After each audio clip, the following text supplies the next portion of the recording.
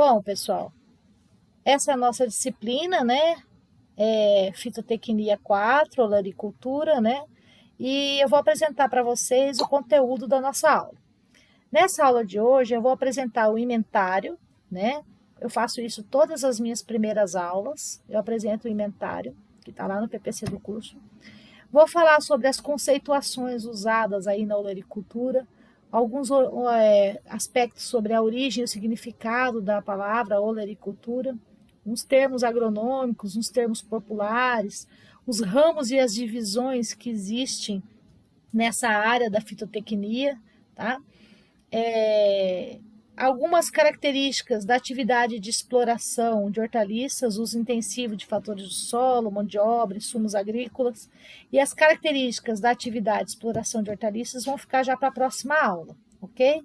Então, até aqui, ramos e subdivisões, tá? A partir de características, eu vou deixar para a aula seguinte. Bom, o inventário nosso, da nossa disciplina, é o seguinte: nós vamos falar sobre ecofisiologia das principais culturas, ok? Bom, eu vou falar na nossa disciplina sobre vários aspectos relacionados à olericultura, dentre eles, ecofisiologia das principais culturas, né? Qualidade bromatológica, fitossanitária e industrial dos produtos vegetais, o sistema de manejo das culturas, armazenamento e comercialização. Vou fazer uma abordagem das principais culturas da região, inclusive esse é um dos últimos tópicos. Vou falar um pouco sobre viabilidade socioeconômica, ambiental dos sistemas de produção, convencional e alternativo, e fisiologia da pós-colheita, ok? Esse é o nosso inventário. Bom, qual que é o objetivo da disciplina, né? O objetivo da disciplina era repassar por meio de aulas teóricas e práticas esses conhecimentos gerais aí sobre diversos aspectos da produção e comercialização de hortaliças, de olericultura. O conhecimento necessário para vocês poderem dar assistência técnica em horta comercial. Um outro objetivo da disciplina é um conhecimento para vocês sobre as principais espécies olerícolas e capacitar vocês para instalar áreas de cultivo de hortaliças. Então, se vocês saírem da minha disciplina conseguindo instalar e conduzir uma área de cultivo em hortaliça, sabendo as principais espécies olerícolas, algumas características delas, e conseguindo dar assistência técnica em horta comercial, eu me dou por satisfeito, né? Para isso, eu vou começar com algumas conceituações muito usadas na olericultura. Não sei se é o caso da turma, né, que eu tenho pouco contato, mas muitas vezes a gente pensa que fitotecnia só trabalha com as grandes culturas, com soja, algodão, né, milho, né, e a gente não entende algumas terminologias muito utilizadas nesse nosso ramo. Então eu vou começar a esmiuçar isso passo a passo. A olericultura, ela tem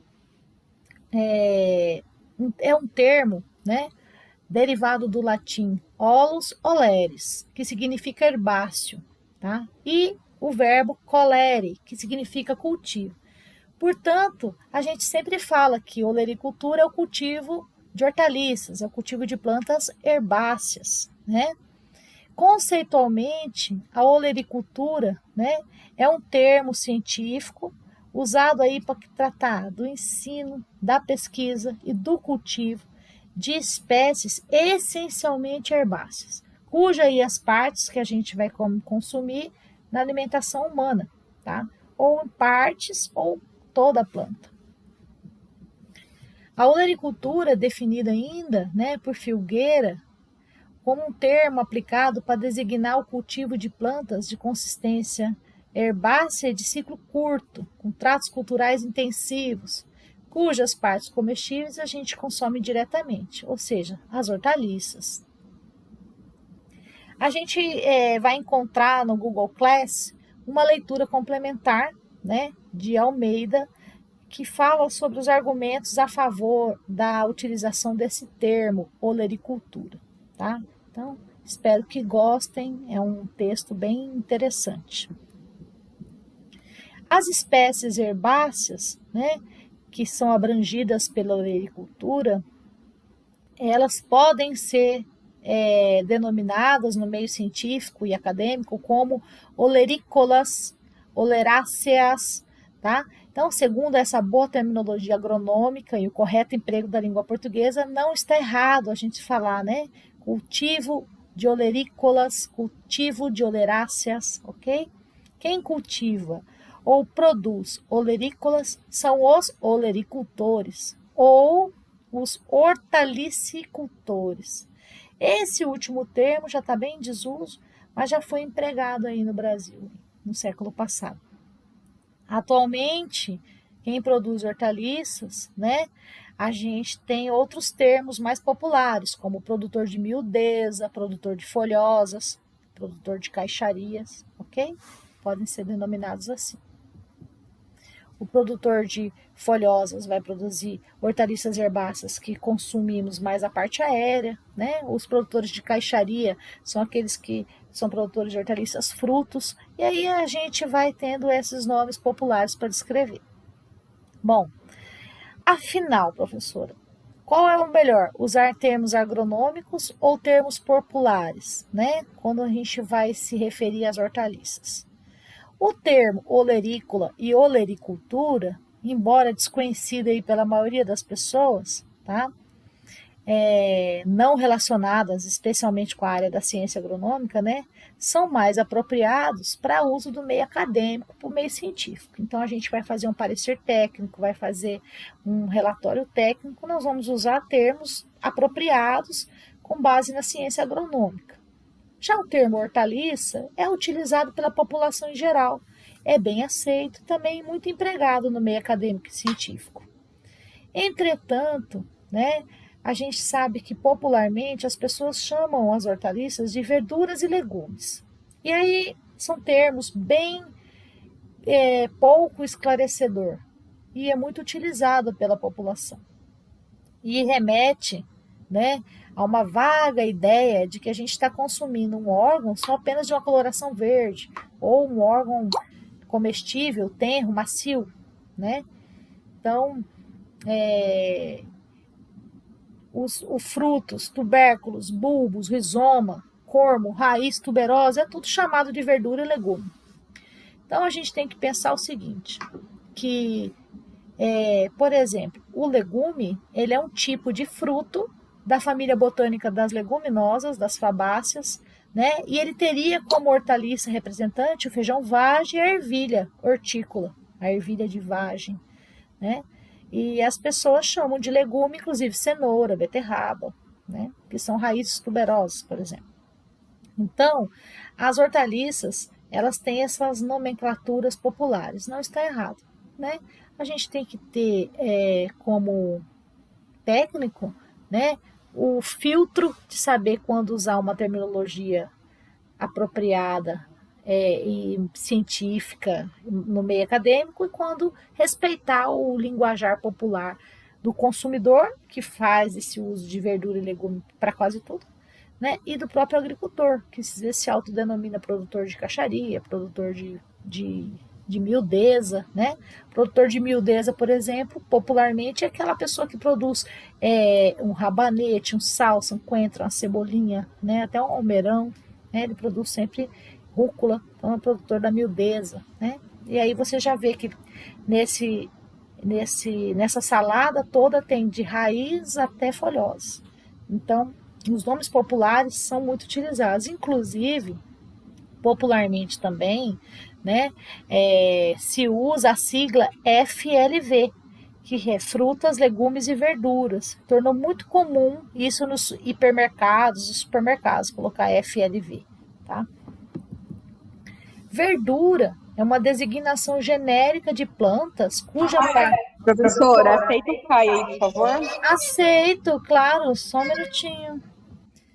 Bom, então verdura é a designação genérica de planta cuja parte comestível não são apenas as folhas, mas são flores também, botões e hastes que sustentam, ok? Já legume, né? É a hortaliça cuja parte comestível são os frutos do tipo legume ou vagem, tá? Que é aquele fruto monocapelar característico das leguminosas. O bulbo já é o órgão vegetal subterrâneo ou aéreo composto por um eixo basal encurtado, que é o prato caulinar, comum na cebola e no alho, né? Ambos, né, é envolto, né? No caso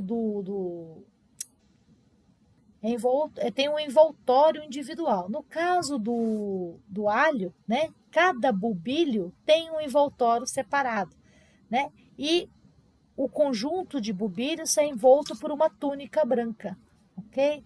Então, esse prato caulinar, né, subterrâneo, é característico do bulbo.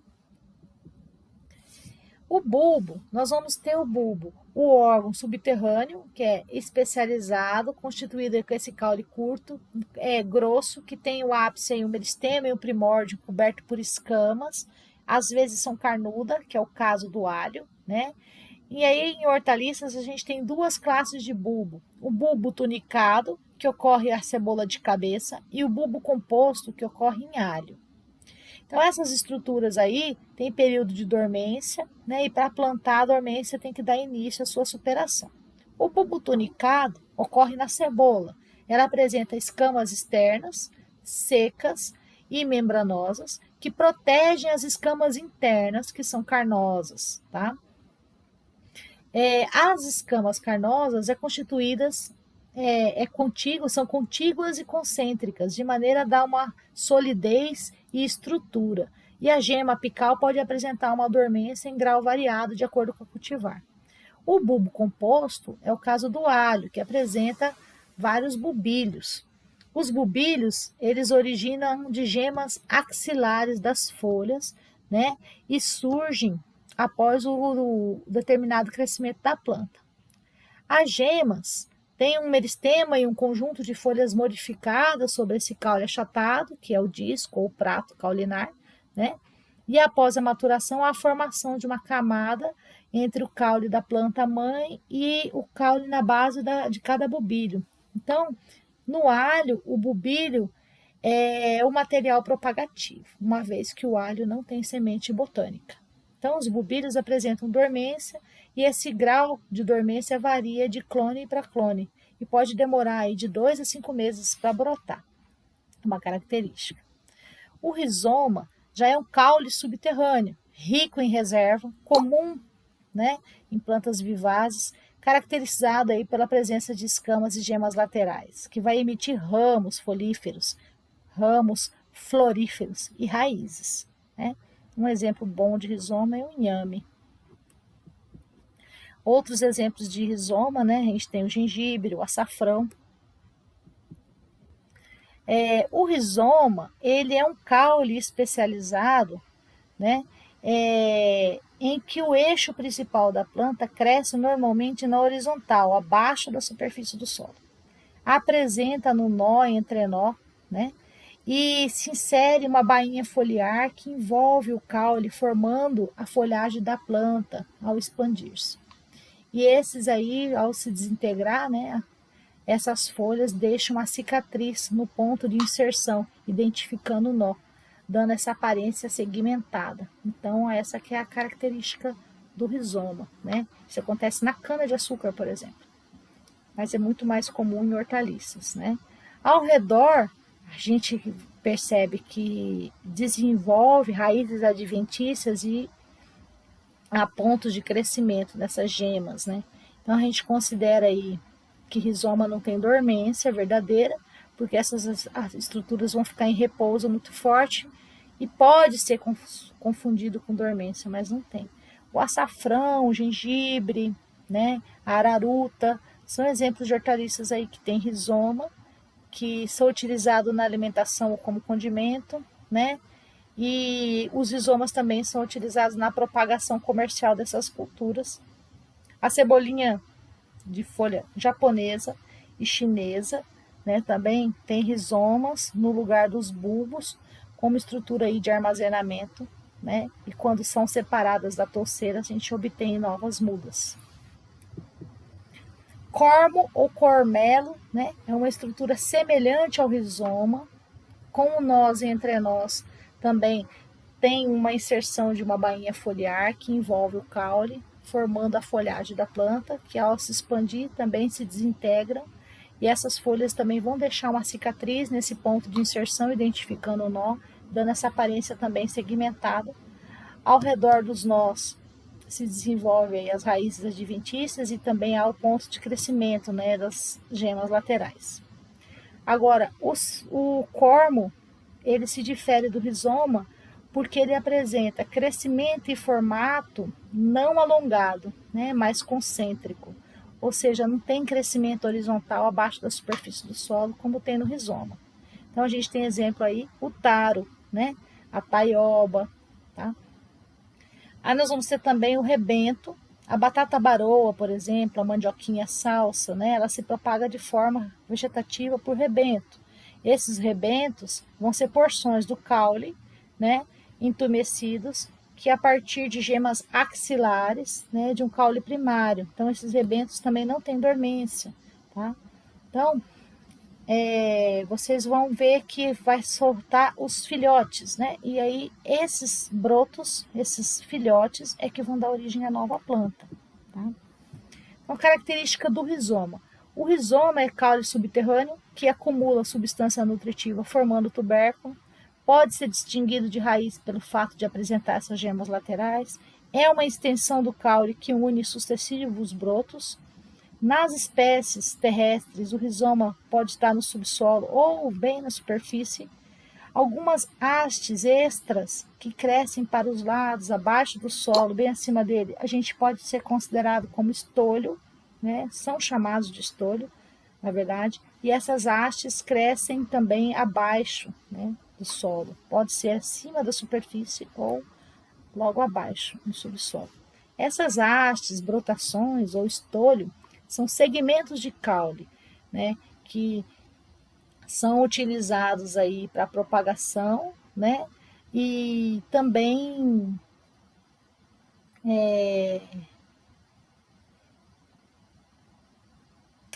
oh meu Deus, deu um branco que eu ia falar. Mas enfim, essas brotações é muito comuns em espécies como, por exemplo, o agrião, como alcachofra, como o morango, né? Tem várias plantas que têm essas hastes, essas brotações, esses estolhos, né? Como forma de propagação. Elas se formam a partir das gemas axilares existentes aí ao longo do caule, na base da planta, né? E são empregadas para propagação. Na batata doce, além das raízes que são carnudas, que é o órgão de reserva do carboidrato, a gente utiliza isso na propagação, também são utilizados comercialmente, né? A raiz é utilizada para ser comercializada, porções aí das ramas, com 20 a 30 centímetros, contendo aí de 6 a 10 entrenós. Essas ramas são hastes, né, cujos caules herbáceos podem estar rastejantes sobre o solo. Então, a gente chama aí de haste, brotação, estolho, esses segmentos de caule, ok? O estolão é aquele caule rastejante superficial que vai emitir raízes em espaços regulares e permite que a planta se multiplique a partir de cada um desses elementos enraizados. Então a gente tem o estolho, né? É muito mais comum em morangueiro, em batateiras, né? O morangueiro é uma planta perene, mas ela é cultivada como anual. Na fase de crescimento vegetativo, sob dias longos e temperaturas elevadas, ela vai apresentar o estolão ou estolho, que vai ser utilizado na sua propagação. Esse caule rastejante, né, esse estolho, ele vai ser, ele é oriundo das brotações laterais e ele vai sendo apoiado sobre o solo e de maneira induzida ou natural, ele vai enraizar e essas gemas que vai formar essas raízes vai dar origem a uma nova planta, assegurando aí a nossa propagação vegetativa, né, a nossa produção de mudas. O tubérculo já é uma porção caulinar mais espessada, às vezes em maior grau, às vezes em menor grau. Ele é rico em reservas nutritivas e geralmente subterrâneo, né, oblonga ou arredondada, como a batata, né? E apresenta escamas e gemas que nascem novas plantas. Então, o tubérculo é o local onde vai ficar armazenadas as reservas nutritivas. Ele vai conseguir armazenar energia em forma de amido, né? Entre outras substâncias. As raízes dos tubérculos, elas só fixam o vegetal no solo e absorvem nutrientes e água, não acumula reserva nutritiva. O tubérculo é um tipo especial de estrutura de caule modificado, né? Ele funciona como órgão de armazenamento subterrâneo.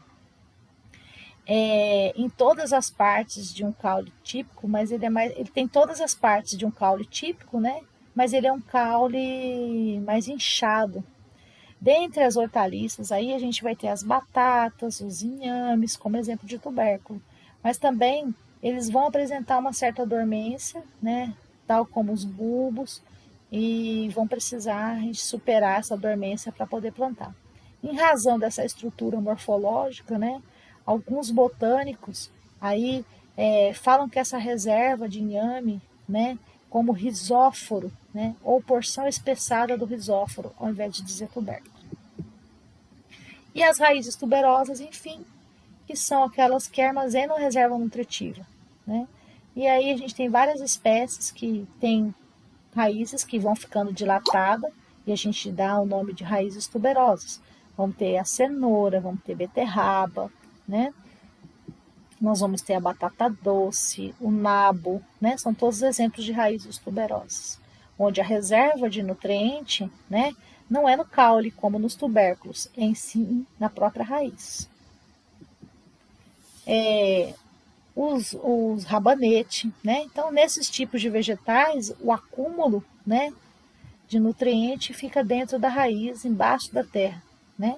E o caule dessas plantas, eles vão ficar acima da superfície, não são subterrâneos, tá?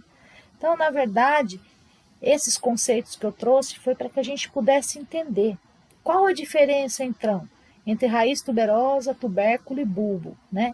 Não quero que vocês tragam para mim todas aquelas definições, mas que vocês saibam que a principal diferença entre esses três é o local onde as reservas de nutrientes são armazenadas.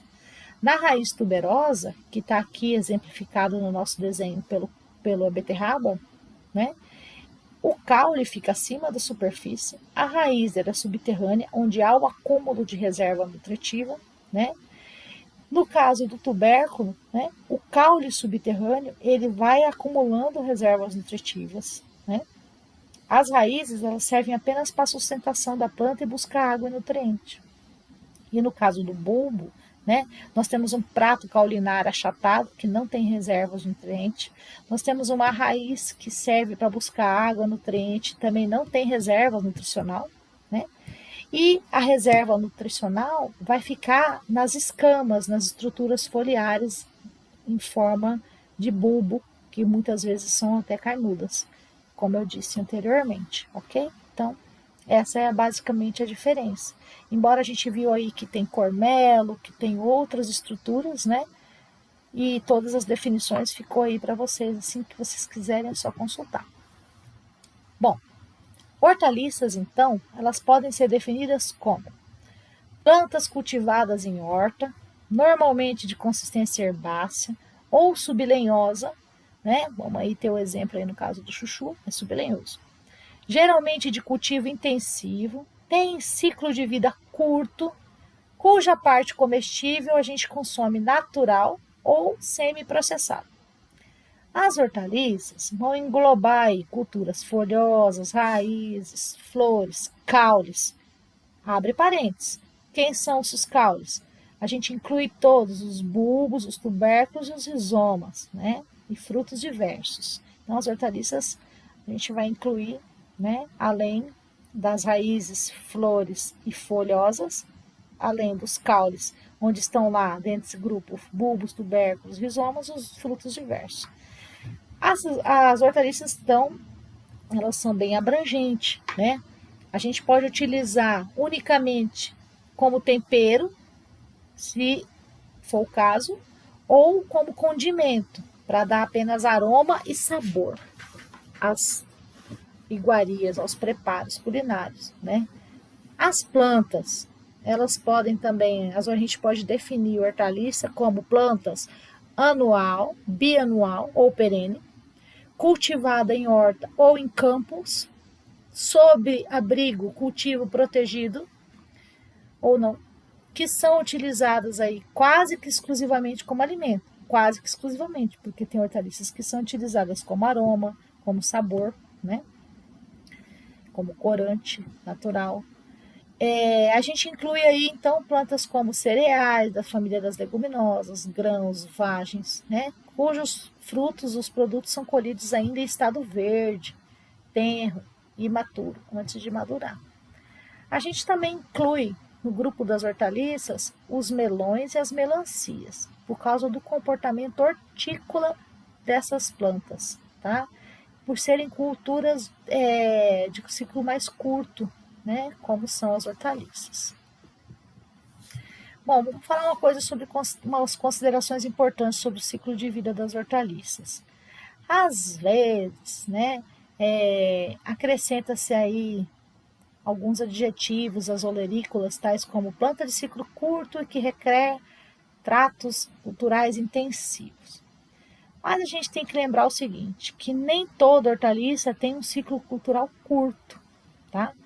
Em média, aí, o ciclo cultural varia de 3 até 4 meses. E aí, nesse contexto, a gente tem o rabanete como campeão aí do ciclo curto, que em 20, 25 dias, até no máximo 30 dias, 35 dias, a gente já semeou e colheu, né? Dependendo do clima e da variedade. Então, a gente pode falar, uma planta de ciclo curto, né? Hortaliça de ciclo curto. No entanto, já temos hortaliças que são consideradas como perene, que é o caso do aspargo, por exemplo, que tem um ciclo cultural aí que pode passar de 12 anos, né? E aí, a gente tem hortaliças também que tem ciclos aí de 9 a 10 meses, como o caso do taro, né? Ou também o taro é denominado às vezes como inhame em algumas regiões aí do centro-sul do Brasil. A batata baroa, a batatinha, a mandioquinha salsa, tem esse ciclo aí de 9 a 10 meses. Então, a grande maioria das hortaliças, né, a gente pode falar que são hortaliças de ciclo curto, mas nem todas, vamos lembrar das exceções, né? Requer tratos culturais intensivos durante o seu cultivo, sim, mas tem hortaliças, né, tem espécies olerícolas que são cultivadas em grande escala, em áreas aí extensas de exploração, como hortaliças de exploração especializada, hortaliças de exploração industrial, as quais elas são bem pouco exigentes em trato cultural durante o ciclo. Então, temos que se atentar também a isso ao definir hortaliças ou olerícolas como plantas sempre de ciclo curto e que têm tratos culturais intensivos. Nem sempre. Se for de grande escala, né, o agronegócio da olericultura foi aí hortaliças aí cultivadas em escala para indústria, né, ou hortas especializadas onde há o monocultivo, vamos ver que isso não é uma grande verdade, né? Então, muitos tratos podem ser realizados nesses cultivos industriais aí de maneira mecânica, né? Nós temos aí várias culturas como beterraba, cenoura, tomate industrial, cebola de cabeça, cultivada mecanicamente, né? Em grandes regiões aí do nosso país. Enfim, horticultura e hortifruti. Esse é um outro polêmica também. A olericultura é um ramo da horticultura, né? E a gente tem que pensar que ela está inserida dentro de um termo mais abrangente, que é a fitotecnia.